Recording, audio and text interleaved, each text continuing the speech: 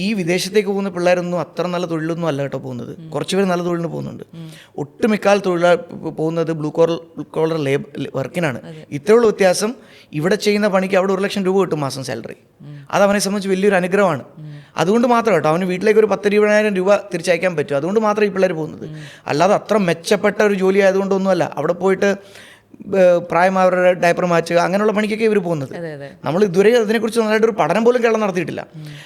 ഈ ഒരു അവസ്ഥ, ഇങ്ങനെ ഒരു ഇൻവെസ്റ്ററി ഫ്രണ്ട്ലി ഗവൺമെൻറ് ഇവിടെ ഉണ്ടായിരുന്നെങ്കിൽ, വികസനം കൊണ്ടുവരാൻ കഴിയുന്ന ഒരു ഗവൺമെൻറ് ഉണ്ടായിരുന്നെങ്കിൽ, ഇൻവെസ്റ്റ്മെൻറ്റ് കൊണ്ടുവരാൻ പറ്റുന്ന ഗവൺമെൻറ് ഉണ്ടായിരുന്നെങ്കിൽ നടക്കുമായിരുന്നു. ഇതാണ് എൻ്റെ ഒരു പരാതി, ഞങ്ങളുടെ ഒരു പരാതി. ഇങ്ങനെ ഒരു കാഴ്ചപ്പാടുള്ളൊരു ഗവൺമെൻറ്. നമ്മുടെ മന്ത്രി പി രാജീവിനോട് ചോദിക്കും, പറയും ഞങ്ങൾ ആ കമ്പനി വിളിച്ചു, ഈ കമ്പനി വിളിച്ചു എന്ന് പറയുന്നതല്ലാതെ ആ കമ്പനിയോട് വന്നതിൻ്റെ ഒന്നും ഇവിടെ ഞങ്ങളാരും കാണുന്നില്ല. അല്ല, അത് ഒരു പക്ഷേ രാഷ്ട്രീയമായതുകൊണ്ട് മാത്രമാണ്. രാഷ്ട്രീയമല്ല അത് രാഷ്ട്രീയമല്ല, കഴിവുകേടെന്നും കൂടെ പറയുമല്ലോ നമ്മൾ ഒരു ഭാഷയിൽ. ഇപ്പം എന്നെ ഒരു പണി ഏൽപ്പിച്ചു, ആ പണി എനിക്ക് നന്നായിട്ട് ചെയ്യാൻ കഴിയുമോ എന്നുള്ളത്. ഇപ്പോൾ വീണ ഇപ്പോൾ ഒരു നല്ല ആങ്കറാണ്, പേരുകേട്ട ആങ്കറാണ്. എന്തുകൊണ്ടാണ്? വീണയെക്കൂട്ട് നിരവധി ആങ്കർമാരില്ലേ.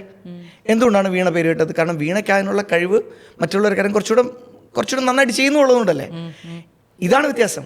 ഇവരെക്കാളും മികച്ച രീതിയിൽ ഗുജറാത്തുകാർ ചെയ്യുന്നുണ്ട്, ഇവരെക്കാളും മികച്ച രീതിയിൽ തമിഴ്നാട്ടുകാരും ആന്ധ്രാപ്രദേശുകാരും ചെയ്യുന്നുണ്ട്. അതുകൊണ്ടാണ് അവർ നമ്മളെക്കാളും മുമ്പിൽ.